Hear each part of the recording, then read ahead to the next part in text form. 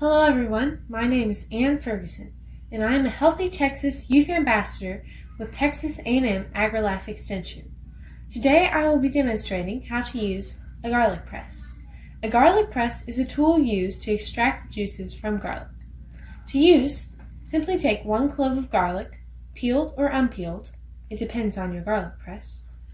Open it, put it in the chamber, and close it and squeeze until the garlic comes out. A couple safety tips on when using this. Make sure that when you use it, your fingers and hands are out of the way so as not to smash them. Also, aim away from other people's eyes, or your eyes, so it does not get into them. Lastly, make sure to wash thoroughly when done with using. A measurement for the garlic press is 1 clove of garlic equals approximately 1 pressed teaspoon of garlic. A fun fact about the garlic press is that it was invented in April of 1954 by a man named Stephen O. Sarasi.